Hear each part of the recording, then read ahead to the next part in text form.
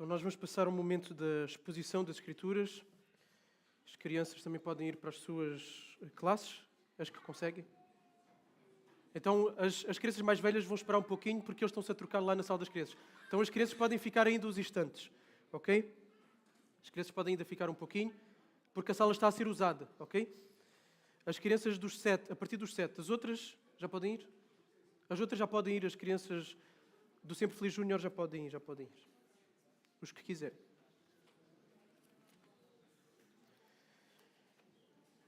Ok, nós vamos continuar no livro de Atos, que é por onde nós temos estado a caminhar, o livro de Atos dos Apóstolos. E quem tiver o desejo de afirmar publicamente a sua fé também, quem tiver o desejo de se batizar, por favor, venha falar connosco. Em breve vamos também abrir uma classe de novos membros. Quem quiser se tornar membro da igreja, quem quiser assumir este compromisso público com a igreja, se já tens vindo há umas semanas ou até meses e percebes que aquilo que nós temos afirmado e vivido aqui como igreja local é aquilo que a Bíblia pede e é o que tu queres para a tua vida, então assume esse compromisso, ok? Não tenhas medo de assumir esse compromisso, ninguém te vai morder, vamos a te abraçar, ok? Então, em breve vamos começar a classe de novos membros, temos algumas pessoas interessadas que querem se tornar membros da igreja e que também, se alguém quiser afirmar publicamente a sua fé por meio do batismo ainda não tenha feito, também poderá fazê-lo. Então, nós vamos para Atos capítulo 11.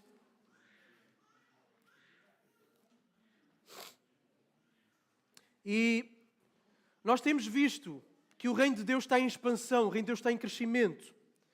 E hoje, ainda agora, tivemos uma prova disso, através do testemunho público de batismo do Jefferson e da Carol. O Evangelho tem alcançado homens e mulheres, o Evangelho tem alcançado ricos e pobres, e pessoas de todas as raças, de todos os povos. Ainda há 2 domingos atrás perguntei quem não tinha nascido em Portugal e uma grande parte da igreja levantou a mão. Então o Evangelho tem alcançado pessoas de todos os lugares, de todos os povos, de todas as nações. E o livro que nós temos estado a seguir ao longo destes meses, para os nossos sermões, relata exatamente como Deus tem construído, como Deus tem edificado a sua igreja, o seu povo, além de Israel, fora da nação de Israel, um povo que não tem fronteiras geopolíticas, não tem fronteiras étnicas, não tem fronteiras raciais. Este é o livro de Atos, que é onde nós estamos. E a passagem que nós vamos ter que nós vamos ter à nossa frente hoje é a 4ª de 5 secções da narrativa de Lucas que descreve o início da missão aos não-judeus, ok? Que começa a mostrar como o Evangelho se espalha não só dentro de Israel, não só dentro da Judeia e Jerusalém, mas como vai além e começa a alcançar não-judeus, começa a alcançar os gentios. E essas 5 secções, nós vamos para a 4ª, estas 5 começaram no capítulo 8, versículo 4, e vão até o último versículo do capítulo 12. Então hoje veremos a 4ª secção, e da próxima vez veremos a 5ª secção. Na primeira secção, nós vimos Lucas a descrever, para aqueles que estiveram aqui ou que conhecem a narrativa bíblica, Lucas descreveu a missão de Filipe junto dos samaritanos. Lucas descreveu a conversão de um etíope. Em seguida temos a conversão de Saulo. Depois temos a missão de Pedro na Palestina, nas cidades costeiras, Lida, por exemplo. E fruto dessa missão aos primeiros gentios, chegam então à fé. Nós vemos Cornélio e a sua casa que chegam à fé. Agora Lucas vai descrever a missão não de um apóstolo, não de algum líder da igreja como Estevão, por exemplo. Vai descrever a missão de cristãos anónimos que obedecem ao ID de Jerusalém até os confins da terra. E eles vão parar a Antioquia, a 3ª cidade mais importante e maior do Império Romano. A primeira Roma, a segunda Alexandria, que ficava no Egito, e a 3ª Antioquia, da Síria, na atual Turquia. E desde essa altura, Deus não deixou de trabalhar em favor do crescimento da igreja. Deus tem salvado homens, mulheres, crianças, idosos de todos os lugares, de todas as culturas. E cabe a nós que estamos aqui, a nós que somos seus filhos, nos dispormos debaixo do poder de Deus para contribuirmos para o crescimento do reino. Nós vamos ver 2 elementos fundamentais que devemos ter sempre diante de nós, se queremos, como igreja, continuar este trabalho que nos foi entregue pelo Senhor Jesus, da expansão e do crescimento do reino. 2 elementos fundamentais. Vamos ao nosso texto para já? em Atos capítulo 11, vamos ler primeiro do 19 ao 21. O nosso texto será do 19 ao 30, para já leremos até ao 21.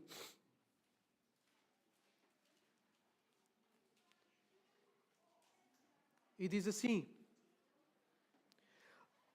os que foram dispersos pela tribulação que se deu por causa de Estevão foram para a Fenícia, Chipre e Antioquia, anunciando a palavra apenas aos judeus. Mas havia entre eles alguns que tinham vindo de Chipre e de Cirene, os quais, entrando em Antioquia, falaram também aos gregos, anunciando o evangelho do Senhor Jesus. E a mão dos senhores era com eles. E um grande número de pessoas creu e se converteu ao Senhor. Até aqui, para já. Então, a perseguição que se iniciou, ela iniciou-se com a morte de Estevão, com o martírio de Estevão.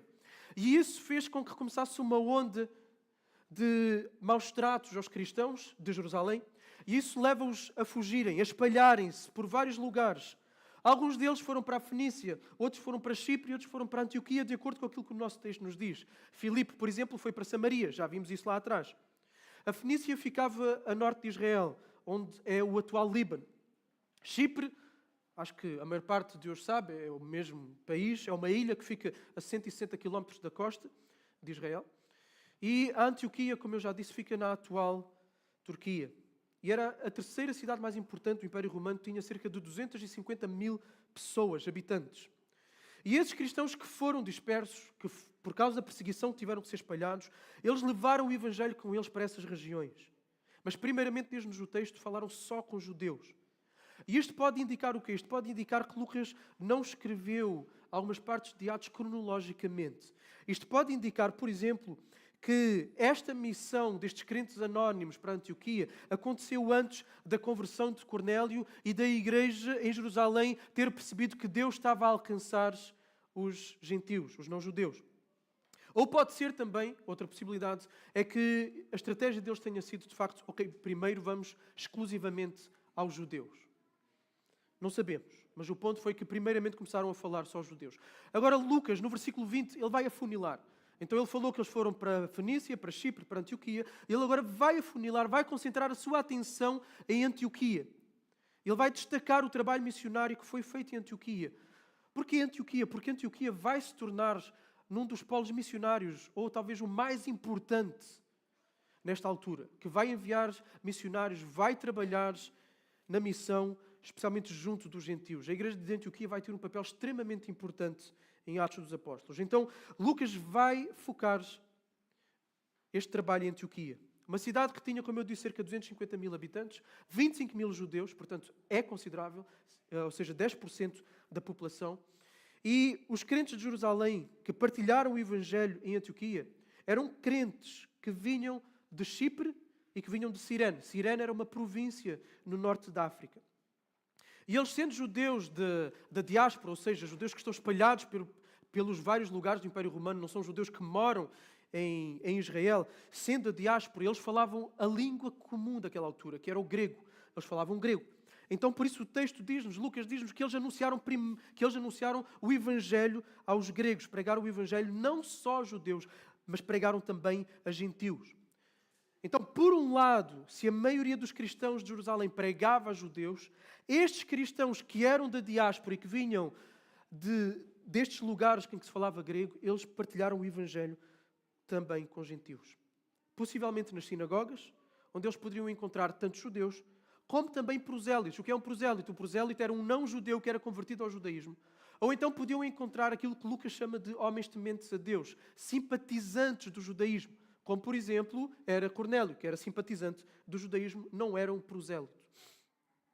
E o Senhor abençoou esta iniciativa. Lucas diz-nos que a mão do Senhor era com eles. Muitas pessoas creram no Evangelho e se converteram. Então o que nós vemos é que a igreja continua a expandir, e isto devido ao poder de Deus. O poder de Deus é a causa da expansão da igreja. Só que agora através de cristãos comuns. Até que em Atos nós vimos o relato do trabalho dos apóstolos, vimos Pedro a pregar, vimos João a acompanhar Pedro, vimos pessoas que tinham responsabilidades dentro da igreja, vimos Estevão, vimos Filipe. Agora vemos cristãos anónimos, não sabemos o nome deles, a fazer o trabalho evangelístico, a cumprir a missão que Jesus entregou, não só a alguns, mas entregou a todos. E a conversão de judeus e gentios esta grande conversão chegou aos ouvidos da igreja em Jerusalém. E tal como aconteceu quando eles tinham ouvido que samaritanos se tinham convertido devido à pregação de Filipe, eles enviam alguém para se certificar de que ali tinha de facto havido pregação do Evangelho e que pessoas se tinham convertido e que havia de facto uma obra de Deus em Antioquia. E então vamos encontrar assim, pela primeira vez, pela primeiríssima vez, a primeira igreja constituída por judeus e gentios.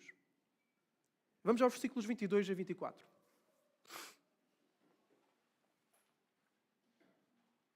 Quando a notícia sobre estas coisas chegou aos ouvidos da igreja em Jerusalém, enviaram Barnabé a Antioquia.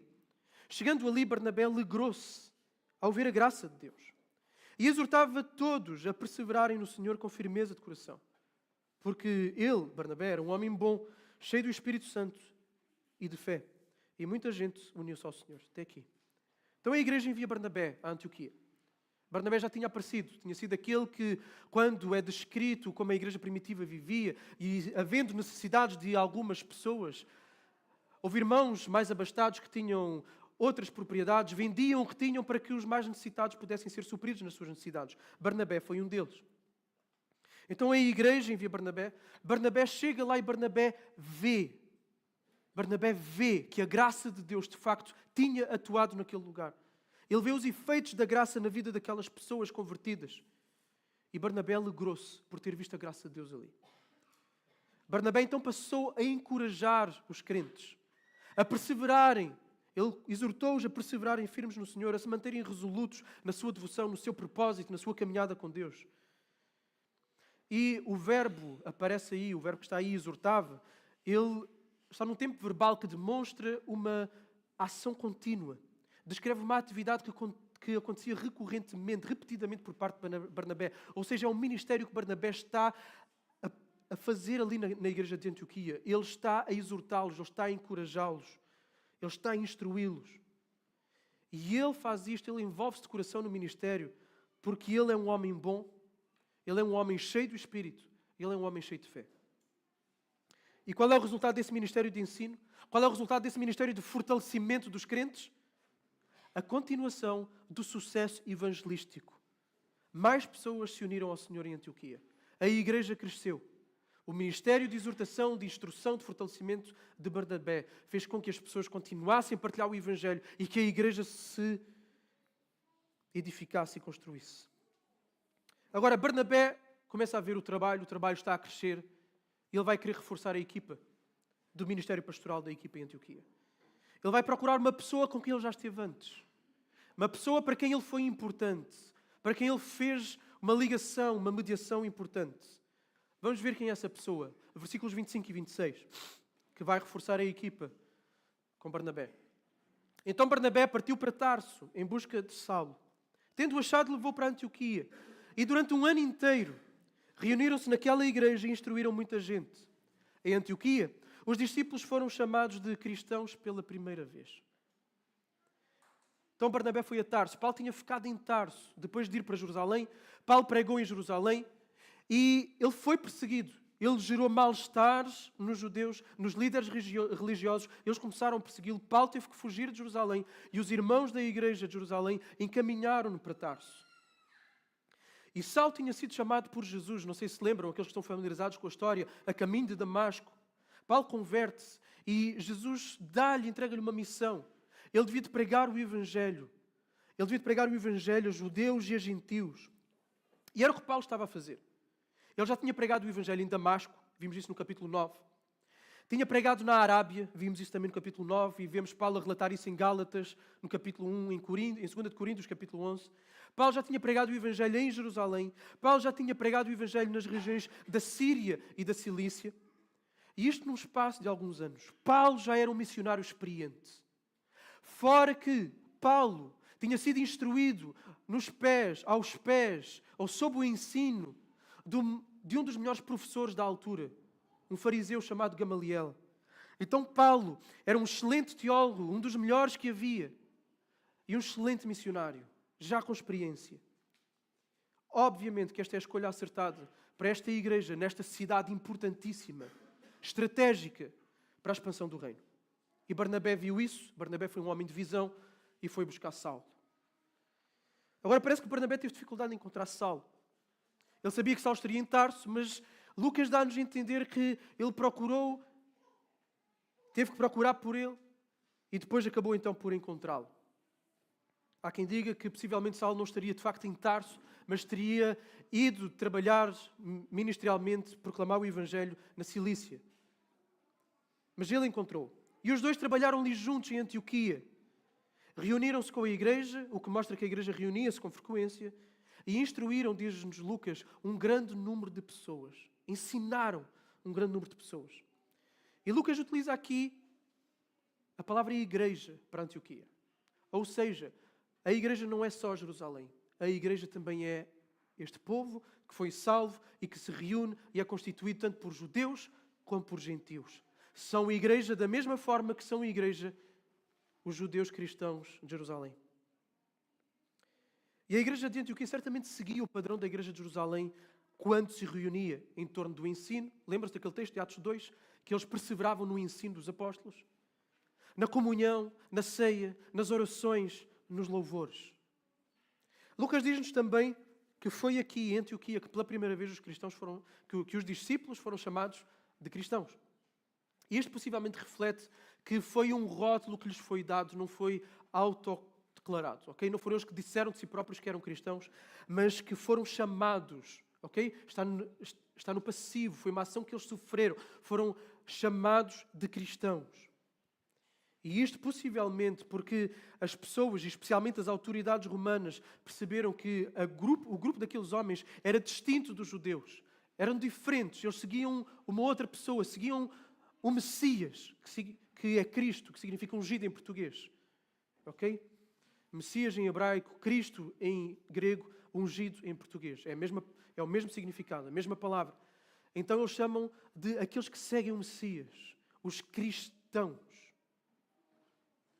E o relato de Lucas, da fundação da igreja em Antioquia, vai concluir, vai fechar, com a menção de ajuda que os cristãos de Antioquia vão dar à igreja da Judeia, à igreja de Jerusalém. E isto mostra o quê? Vai mostrar a unidade, vai mostrar a maturidade, vai mostrar que não há divisão em que eles são Jerusalém, nós somos Antioquia. Não, eles demonstram unidade nesta parceria que vão fazer. Versículos 27 a 30, para terminar a exposição do nosso texto. Naqueles dias, profetas desceram de Jerusalém para Antioquia. Levantando-se um deles, chamado Ágabe, indicou pelo Espírito que haveria uma grande fome em todo o mundo, que ocorreu no tempo de Cláudio. E os discípulos, cada um conforme as suas posses, resolveram enviar ajuda aos irmãos que habitavam na Judeia. E assim fizeram, enviando-o aos presbíteros pelas mãos de Barnabé e Saulo. Lucas relata que profetas da igreja de Jerusalém foram até Antioquia. Isto demonstra como a igreja de Jerusalém também estava preocupada e queria cuidar da igreja em Antioquia. Então eles enviam profetas para apoiar, para contribuir para o crescimento da igreja ali, daquela plantação, daquela recente igreja. E entre esses profetas havia um que se chamava Ágabe. E numa determinada reunião ele levanta-se e faz uma profecia. E ele prediz que vai se abater sobre o mundo, e quando fala aqui, o mundo refere-se normalmente ao mundo conhecido da altura, geralmente o Império Romano, ou eventualmente uma região grande, que se abateria sobre o mundo uma grande fome. E Lucas, já posteriormente, vai dizer que essa fome de facto aconteceu, porque ele aqui coloca como uma informação, um comentário extra ao relato. Ele vai dizer que aconteceu no tempo do imperador Cláudio. E esta fome está de facto documentada. Houve uma grande crise de comida no Egito, na Síria, na Judeia e na Grécia durante os anos 45 a 47 depois de Cristo. Quando? Um ano depois de Ágabe ter estado ali em Antioquia. Então a profecia de Ágabe cumpriu-se. A igreja de Antioquia ouve esta profecia e não fica indiferente. Ela decide então agir para apoiar, para ajudar, para suportar os crentes da Judeia. Barnabé tinha vindo lá. Os crentes de Chipre e de Cirene que evangelizaram, estes crentes anónimos que começaram o trabalho em Antioquia, eles converteram-se onde? Eles converteram-se em Jerusalém, no dia do Pentecostes. Então eles tinham uma ligação também a Jerusalém. Eles só saíram de lá por causa da perseguição que se abateu sobre a igreja em Jerusalém. Eles conheciam a igreja de Jerusalém. Saulo também tinha passado por Jerusalém. Então eram pessoas que tinham uma ligação à igreja de Jerusalém. No entanto, A razão tem que ser mais do que essa, tem que ser mais do que relações e conexões de pessoas afetivas. A razão tem que ser teológica. Eles eram um só povo. Um só povo. Eles viam-se como irmãos. Eles decidiram então enviar ajuda. E provavelmente enviaram dinheiro através de Barnabé e de Saulo para que a igreja pudesse comprar comida e suprir as necessidades durante aquele grande período de fome. E nessa ação de solidariedade, Lucas diz-nos que toda a igreja se envolveu, cada um conforme as suas posses, cada um conforme podia, envolveu-se. Entregaram a Barnabé e a Saulo os recursos e Saulo e Barnabé depois entregaram aos presbíteros da igreja de Jerusalém. E é a primeira vez que aparece aqui a menção de presbíteros. Então é possível que nesta fase, que já é uns anos posterior àquilo que nós vimos antes, a igreja já tenha constituído para si uma liderança fixa. Os apóstolos movimentavam-se para proclamar o Evangelho e iam proclamar o Evangelho. A igreja tinha uma liderança, tinha presbíteros responsáveis. E a ajuda dada, então, por esta recente igreja de Antioquia tem um significado importante. Trata-se de uma igreja mista, trata-se de uma igreja que é composta por judeus e não judeus, que envia ajuda, apoio para uma igreja já estabelecida na Judeia. E isto aponta para a solidariedade e para a irmandade cristã que vai além de fronteiras raciais, que vai para além de fronteiras culturais. E nós vemos aqui uma vez mais, a partir deste texto, que a expansão do reino de Deus não para. O fato de, em Antioquia, chegarem pessoas, gentios, à fé, mostra que a conversão de gentios, através da pregação de Pedro que aconteceu em Cornélio, não foi uma exceção. Mas a conversão de gentios estava a tornar-se uma regra. Tornou-se uma regra à medida que o Evangelho ia fazendo este movimento de expansão que ia de Jerusalém, da Judeia, Samaria, até aos confins da terra. Aquilo que Jesus disse que ao dar o seu Espírito Santo iria acontecer, estava de facto a acontecer. E Lucas está a dizer, a conversão de gentios como Cornélio e a sua casa não foi uma exceção, é a regra. O Evangelho está a ir para os confins da terra. E neste movimento crescente de expansão, de crescimento do reino, nós vemos dois fatores fundamentais que devem estar presentes nas igrejas, que procuram estar em sintonia com a continuidade da missão que Jesus nos deu. Dois elementos. A igreja expande-se e a igreja edifica-se no poder de Deus e na atitude de serviço. Estes dois elementos, no poder de Deus e na atitude de serviço. Não há crescimento no reino, não há edificação da igreja, não há plantação de novas igrejas, não há evangelização e conversão de novas pessoas, não há novos batismos, se o poder de Deus não agir. E se não houver um espírito voluntário de serviço sacrificial por parte do povo de Deus, por parte da igreja, isso não vai acontecer. Então, em primeiro lugar, no poder de Deus, é Deus quem está a operar poderosamente aqui para a expansão da igreja. Para a expansão da igreja a novas raças, a novas áreas. Lucas afirma claramente, ele coloca logo, a mão do Senhor era com eles. A mão do Senhor era com eles. Com aqueles crentes na proclamação da salvação que há em Jesus. Se a mão do Senhor não fosse com eles, um grande número de pessoas, como nos diz o texto, não teria se convertido. A igreja de Antioquia não teria se formado, não teria surgido ali naquela cidade importante e estratégica, um polo importantíssimo para o trabalho missionário junto aos gentios. O próprio Barnabé, quando chega lá, ele reconhece, isto foi a graça de Deus. Ele viu a graça de Deus a agir. É Deus quem faz, é Deus quem edifica a igreja. Jesus disse, eu edificarei a minha igreja e as portas do inferno não prevalecerão contra ela. É Jesus quem edifica a igreja. Não foi a igreja de Jerusalém que fez um plano estratégico, que pensou numa estratégia para alcançar com o Evangelho aquela cidade importante do império. A igreja em Jerusalém apenas se juntou àquilo que Deus estava a fazer. Agora, isso não quer dizer que não há estratégia, não quer dizer que não há plano, não quer dizer que não há organização. Nós vemos o apóstolo Paulo no seu trabalho missionário a trabalhar em cidades importantes do Império Romano.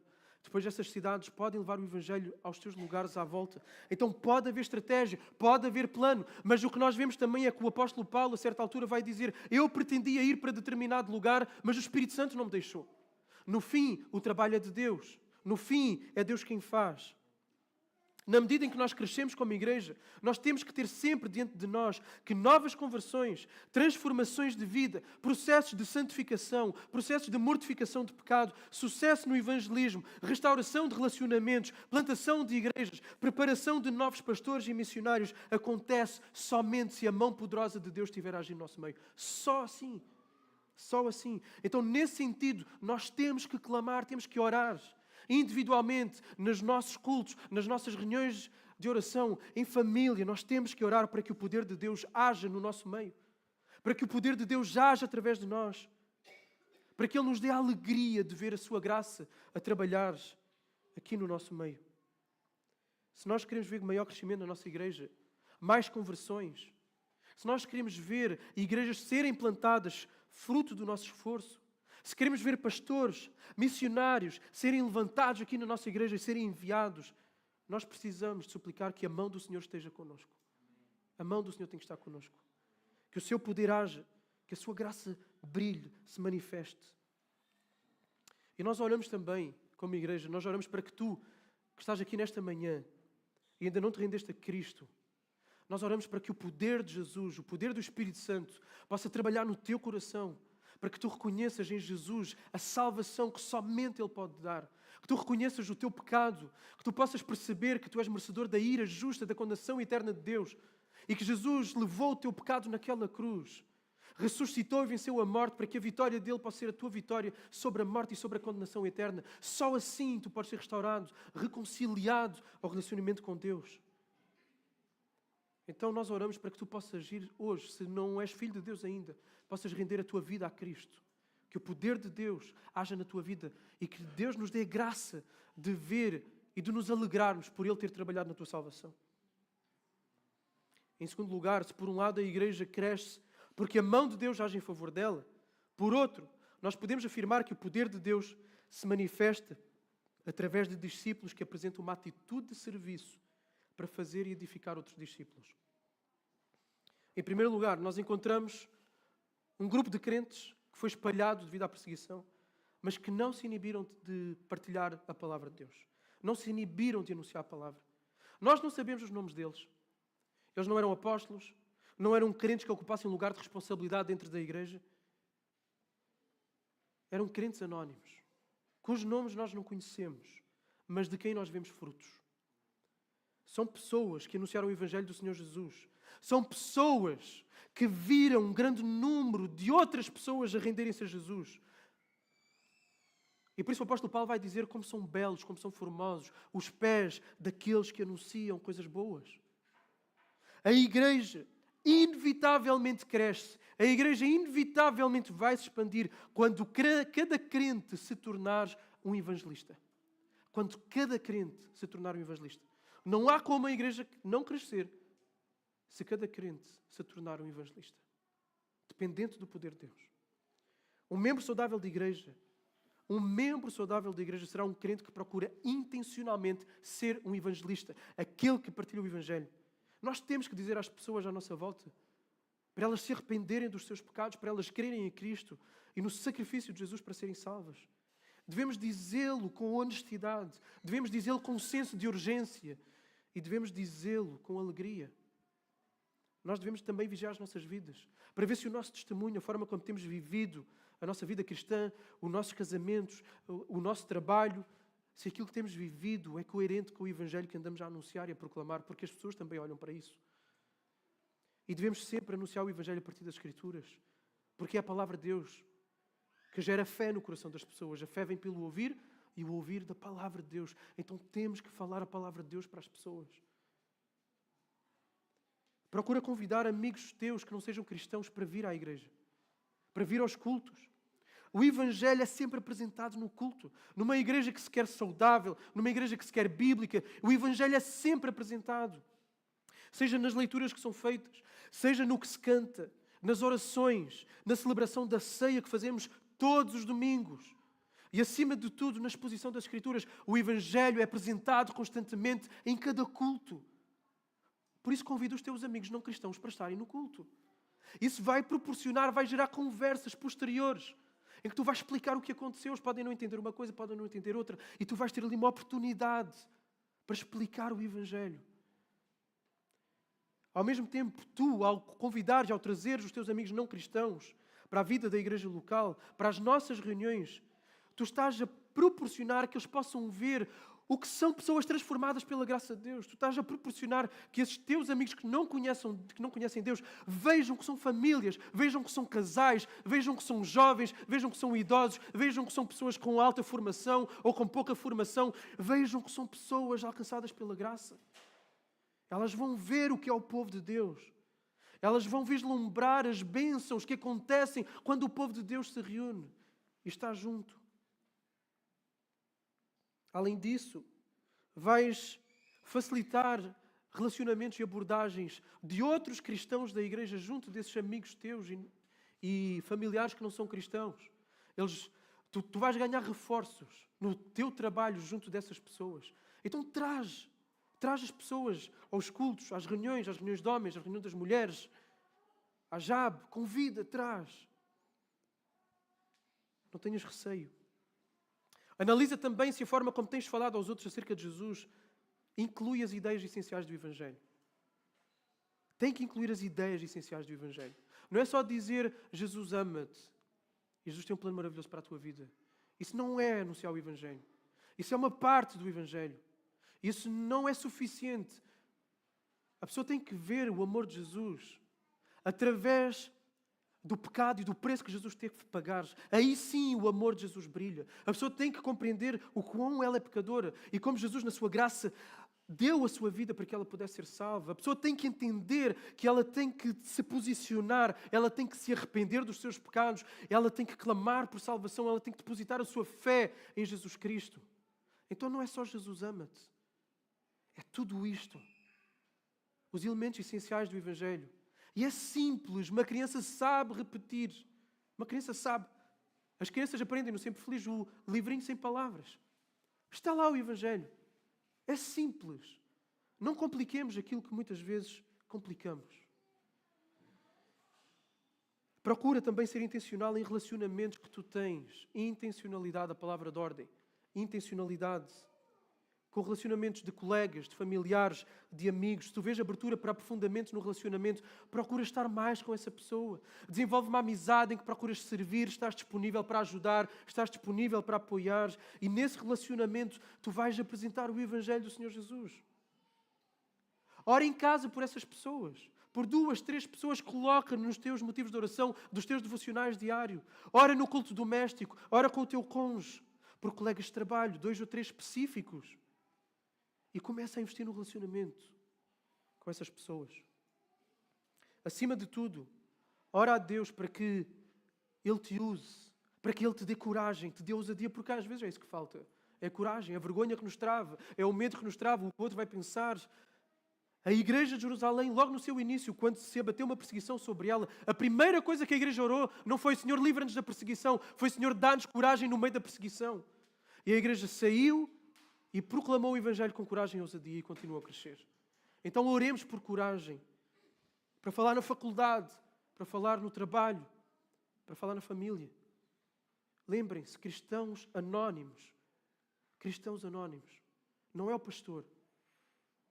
São todos vocês, somos todos nós. Devemos anunciar o Evangelho. Em segundo lugar, vemos também esta atitude de serviço, não só nestes crentes anónimos.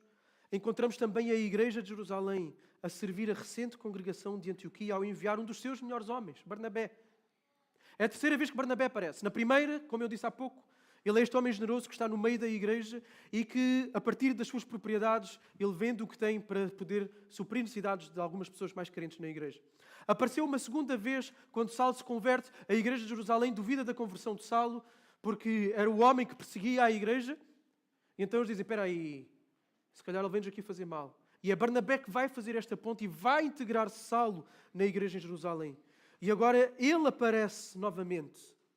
A igreja de Jerusalém percebe este homem é um homem bom, é um homem cheio do Espírito, é um homem de fé. Vamos enviá-lo para a nova igreja de Antioquia para fortalecê-la, para instruí-la. A igreja de Jerusalém estava disposta a ficar sem um dos seus melhores homens. Um dos seus melhores membros. Um dos seus melhores cooperadores. para servir uma outra comunidade. Ele iria fazer falta em Jerusalém? Barnabé faria falta em Jerusalém? Faria. Barnabé faria falta em Jerusalém. Homens destes fazem falta em qualquer lugar em que não estejam. Barnabé faria falta em Jerusalém. Mas o espírito de serviço desta igreja local, em prol do crescimento e da edificação da igreja em Antioquia, levou-os a abrirem mão de um dos seus melhores homens, de um dos seus melhores recursos humanos. E este é um propósito que nós, como igreja local, temos que ter. Prepararmos pessoas capacitadas, qualificadas, tementes a Deus, cheias do Espírito Santo, com comportamento, com testemunho irrepreensível, a fim de não ficarem aqui, a fim de enviá-las, a fim de enviá-los para plantar, para revitalizar, para pastorear, para apoiar, para fortalecer outras comunidades. Então vamos orar como igreja para que homens, para que casais, para que famílias possam amadurecer, possam crescer no nosso meio, a fim de serem enviadas para outros lugares. Oremos para que nós sejamos uma igreja que forma pastores e que envia pastores. Agora, não será um processo fácil, desde o processo de formação, mas o processo do envio. Porque, como eu acabei de dizer, são homens que fazem falta, são pessoas que fazem falta, são pessoas envolvidas na igreja. Serão homens que, nesse processo de formação, ao serem formados aqui, ao serem mentoreados, eles vão se envolver com a igreja, vão servir a igreja, vão se envolver em relacionamentos profundos, de discipulado. Então serão homens que não será fácil, homens e mulheres, casais, famílias, que não será fácil vê-los ir embora. Mas nós vamos ter que estar preparados para isso. Queremos ser uma igreja que está envolvida na missão. Se queremos ser uma igreja verdadeiramente envolvida na missão, na plantação, na revitalização da igreja, no trabalho missionário, na expansão do reino, nós devemos de ofertar aquilo que temos de melhor, as primícias, mesmo dos nossos recursos humanos. Então preparemos-nos, e podem-me lembrar essas palavras a mim, preparemos-nos porque esse dia vai chegar, e eu espero que sejam muitos e que sejam vários, por muito que isso possa custar. E acreditem que vai custar a mim. Vai custar a nós como igreja, enviarmos os nossos melhores para pastorear, para revitalizar, para plantar. Mas isso é uma igreja madura, faz isso. Uma igreja que prepara e que envia. Ainda estamos nesse processo de iniciar, vamos dar passos concretos em termos de estrutura da igreja, para sermos uma igreja que prepara homens para enviá-los. Então, lembrem-me, quando eu estiver com a mão fechada para deixar ir embora, lembrem-me destas palavras. Terceiro aspecto que vemos de serviço aqui. Barnabé, Saulo e os profetas. Barnabé e Saulo colocaram os seus dons ao serviço da igreja em Antioquia. Vemos isso. Ambos deixaram o lugar em que estavam a servir. Barnabé estava em Jerusalém, Saulo estava lá em Tarso, ou na Cilícia, ou lá onde Barnabé o tenha encontrado. E eles saíram e foram servir esta nova igreja em Antioquia. Nós vemos o ministério de Barnabé em Antioquia, exortava, equipava a igreja, e isso fez com que mais pessoas se convertessem. Em conjunto com Saulo, os dois instruíam, ensinavam a igreja. E ensinaram a igreja, e esse ensino da igreja foi bem sucedido, porque aquilo que nós vemos é que os discípulos viviam de tal forma a sua fé, que eles foram identificados pelos de fora como sendo seguidores de Jesus. E foram chamados pela primeira vez como cristãos. Também serviram a igreja alguns crentes de Jerusalém que tinham um dom de profecia, que foram enviados para Antioquia, inclusive Ágabo, que falou da parte de Deus àquela igreja em Antioquia. Então nós vemos neste conjunto de crentes, pessoas a se colocarem ao serviço, a colocarem os seus dons ao serviço da igreja. E foi para isso que Deus deu dons, foi por isso que Cristo distribuiu dons na igreja. Diz assim em Efésios 4, 11 a 16, Ele, Jesus, designou uns como apóstolos, outros como profetas, outros como evangelistas e outros como pastores e mestres, tendo em vista o aperfeiçoamento dos santos para a obra do ministério e para a edificação do corpo de Cristo, até que todos cheguemos à unidade da fé e do pleno conhecimento do Filho de Deus, ao estado do homem feito, à medida da estatura da plenitude de Cristo, para que não sejamos mais inconstantes como crianças, levados ao redor por todo o vento de doutrina, pela mentira dos homens, pela sua astúcia na invenção do erro. Pelo contrário, seguindo a verdade em amor, cresçamos em tudo naquele que é a cabeça, Cristo. Nele, o corpo inteiro, bem ajustado e ligado pelo auxílio de todas as juntas, segundo a correta atuação de cada parte, efetua o seu crescimento para a edificação de si mesmo no amor. É para isto que são os dons. É para a edificação da Igreja de Jesus. E todos os dons são dados de forma livre pelo Espírito Santo com o objetivo da edificação do corpo. E nós temos de estar dispostos a usar os nossos dons, os dons que Deus nos deu, para servir a Igreja. E o nosso alvo deve ser os outros, não deve ser a nossa reputação, não deve ser o quanto o outro reconhece o meu serviço, porque às vezes o que evidencia isso é quando o outro não agradece por aquilo que eu fiz e eu fico chateado. Ok? Nós devemos ter em consideração a edificação dos outros, não a nossa própria reputação ou o reconhecimento que os outros nos dão. Serve a Deus com os dons que Ele te tem dado. Não te escondas atrás de desculpas, justificações egoístas, para não servires a comunidade. Não sei qual é o meu dom. Serve a comunidade. E a comunidade vai reconhecer qual é o teu dom. Porque mais do que tu reconheceres os dons que tu tens, a Igreja é que tem que reconhecer os dons que tu tens, porque a Igreja vai dizer, quando esta pessoa faz isto, faz toda a diferença. Eu sinto-me edificado. Contribui. Em especial, devemos valorizar o dom do ensino, devemos valorizar a instrução, a exortação a partir da palavra de Deus. Devemos incentivar e promover nessa área por parte dos irmãos da Igreja, onde todos, em relacionamentos de discipulado intencional, devemos exortar uns aos outros. Todos devemos instruir uns aos outros, devemos exortar uns aos outros. Por isso todos devemos ter relacionamentos de amizade dentro da Igreja, onde estamos frequentemente uns com os outros, onde sabemos o que se passa na vida do outro, a fim de lhe entregar uma palavra de encorajamento, uma palavra de exortação da parte de Deus. Nós devemos encorajar uns aos outros e ser usados por Deus para falar da parte de Deus aos outros, tal como Barnabé, Saulo e aqueles profetas. Então valorizemos a instrução e a exortação na palavra. O púlpito é fundamental para que nos dê a todos uma correta compreensão das Escrituras, para depois podermos aplicar na vida uns dos outros. E não é o pastor que vai fazer aconselhamento com toda a gente da igreja. Eu não dou conta. O Sérgio não dá conta. Nós não damos conta de toda essa vida de aconselhamento mútuo. Há pessoas que nós não chegamos. E há pessoas com quem tu estás e que nós não estamos. Então valoriza a instrução, a exortação, usa os teus dons para encorajar os outros. E vamos também valorizar e apoiar os presbíteros que ensinam, que se afadigam na palavra, conforme diz o apóstolo Paulo. E vamos trabalhar para que novos sejam equipados, para que seminaristas estudem, se preparem para servir. Quarta forma de serviço que é demonstrada e última. Por último, nós destacamos o apoio financeiro da Igreja de Antioquia para com a sua Igreja-mãe. Mais tarde, Paulo aprende com este exemplo e vamos ver Paulo nas suas cartas a organizar coletas junto dos irmãos de Roma, junto dos irmãos de Corinto, para depois enviar para os pobres em Jerusalém. A generosidade para o apoio aos membros mais carentes é uma marca da Igreja. Uma Igreja saudável é uma Igreja generosa. É uma Igreja que apoia aqueles que têm menos, aqueles que não têm condições. Nós vimos essa movimentação interna dentro da Igreja no seu início, em Atos capítulo 2, em que as pessoas vendiam os seus bens para apoiar e ajudar aqueles que tinham menos. Mas esse movimento interno agora, ele torna-se externo, ele transborda para fora e vai em direção a uma comunidade de uma outra região constituída por pessoas de outros povos. Jerusalém já tinha doado os seus recursos humanos. Doou Barnabé, enviou os profetas. Agora Antioquia, naquilo que ela tem recursos financeiros? É o que ela tem? É. Então ela vai apoiar naquilo que Jerusalém neste momento não está a ter. Vai enviar dinheiro para lá. Igrejas devem se apoiar mutuamente nas necessidades que tenham, com os recursos que têm. As comunidades de discípulos demonstram que estão ligadas como irmãos e irmãs em Cristo, preocupando-se com o bem-estar mútuo uns com os outros. Nós somos uma igreja local, somos.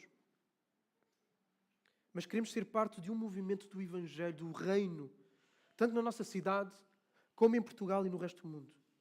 E para isso devemos desenvolver relacionamentos com outras igrejas e com até instituições e organizações para-eclesiásticas, para apoiá-las. E não necessariamente só dentro da nossa denominação, mas acima de tudo e principalmente devemos nos ligar a quem crê e quem afirma as mesmas coisas que nós como igreja local afirmamos. Mesmo que sejam igrejas de outras denominações. Porque podemos estar mais próximas dessas até, doutrinariamente falando. Então a nossa prioridade são com outras igrejas que afirmem a mesma fé, que anunciam o Evangelho que nós anunciamos. E esta solidariedade deve começar internamente. Sempre que virmos um irmão nosso em necessidade, sempre que virmos um irmão com carências materiais, na nossa membresia devemos apoiar, devemos ajudar. Não precisamos de anunciar, não precisamos dizer a ninguém. Podemos apoiar e ajudar. Devemos também ser fiéis nas nossas contribuições financeiras.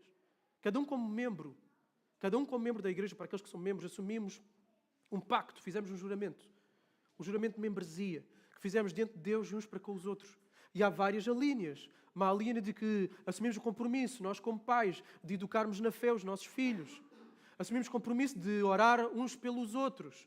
Então, isso é importante. Nós temos o caderno de membresia, que vai ser atualizado, mas temos o caderno de membresia e cada um assumiu o compromisso de orar uns pelos outros. Então eu espero que cada um esteja a cumprir aquilo que assumiu diante de Deus, de orar pelos membros da igreja. Por isso temos lá todos os nomes, com as respectivas fotografias, para ninguém ficar esquecido. Peguem nesse caderno, no momento do devocional, orem por 4 pessoas de cada vez, que é uma página, e vão avançando página a página, até começarem de novo. Orem pelos membros da igreja. Façam isso. Mas uma das alíneas também diz que nós vamos apoiar financeiramente o trabalho da igreja. Sustentar a obra da igreja financeiramente. Apoiar aqueles que têm necessidades na igreja, porque temos um trabalho de ação social dentro da igreja, e apoiar a missão fora da igreja, para a expansão do reino. Então cada um possa, de acordo com as suas posses, não deixar de obedecer ao compromisso que assumiu de dar os dízimos e as ofertas. Estejamos dispostos então a servir não só com os nossos dons, mas também com os recursos materiais que Deus nos tem emprestado, porque não são nossos, somos mordomos. Okay? Eu concluo. O nosso coração, como filhos de Deus, o nosso coração, como igreja local conjunta, deve pulsar, deve bater pela expansão do reino. Nós podemos planear, podemos nos estruturar, podemos nos organizar estrategicamente para fortalecer a igreja, estarmos envolvidos na missão, mas no fim vamos precisar do poder de Deus. E é por isso que nós temos que orar. Roguemos que a mão do Senhor esteja connosco como igreja. Roguemos para que Ele levante um espírito de serviço dentro da nossa igreja, que não sejam sempre os mesmos, mas que todos estejam dispostos a servir. Que aqueles, e mais uma vez eu reforço, que aqueles que têm estado connosco, que compreendem que já são de Jesus e querem fazer parte desta igreja, querem servir, querem estar envolvidos no serviço, em obediência àquilo que Jesus diz aqui através da sua palavra, assumam esse compromisso por meio da membresia. Assumam esse compromisso por meio da membresia. Disponhamos-nos a servir sacrificialmente, sendo evangelistas constantes onde quer que estejamos, preparando e enviando pessoas da nossa igreja para fora, dispondo a servir-se através da instrução, da exortação mútua, do discipulado uns com os outros e doando dos nossos recursos financeiros. Dessa forma Deus vai nos usar. Se tivermos este espírito de serviço, colocando tudo ao dispor de Deus, sabendo que é no poder de Deus que podemos fazer o reino avançar, Deus vai nos usar. Agora temos que sair do nosso conforto, temos que sair dos nossos medos, temos que sair do nosso lugar, onde tantas vezes nos deixamos ficar. E estar envolvido não é só nos ministérios oficiais da igreja, no Sempre Feliz ou nas limpezas. Estar envolvido é sendo um evangelista, partilhando o evangelho lá fora. É estar envolvido em relacionamentos de discipulado dentro da igreja. E discipulado não é só necessariamente fazer um estudo. Temos que tirar essa ideia. Discipular uma pessoa é ajudá-la a seguir Cristo cada vez melhor. É isso. Então nós vamos nos aproximar de pessoas da igreja e vamos ajudá-las a seguir melhor Jesus Cristo. Exortando-a quando ela estiver a falhar, encorajando-a quando ela estiver desanimada, cobrando, fazendo cobrança, prestação de contas mútua. Como é que está a tua leitura da Bíblia? Como é que está a tua alma? Como é que está o teu coração? Nós devemos ter este tipo de relacionamentos na igreja. Nossas amizades na igreja não é só para rirmos um bocadinho no fim do culto ou nos almoços da igreja, não é só para nós estarmos juntos de vez em quando e falarmos do resultado do Benfica e do Sporting. É para nós encorajarmos uns aos outros. Agora, isso não vai acontecer com todos. Isso é uma utopia. Nós não vamos ter os BFFs uns dos outros todos. Okay? Mas toda a gente tem que ter alguém aqui na igreja. Toda a gente tem que ter um companheiro de caminhada. 2, 3, 4, 5 companheiros de caminhada. E depois, obviamente, que o nível de intimidade tem diferentes tamanhos consoante as pessoas, mas tem que haver intimidade. Tem que haver intimidade. para haver discipulado, ok? Mas isso também logo abordaremos quando iniciarmos escola dominical sobre como podemos viver discipulado, por exemplo, entre outras coisas. Vamos orar. Senhor Deus, agradecemos-te porque o Teu Evangelho cresce, o Teu Evangelho se expande. E se nós estamos aqui hoje é porque Ele chegou até nós, é porque alguém nos apresentou o Evangelho, é porque alguém se dispôs a servir. Se estamos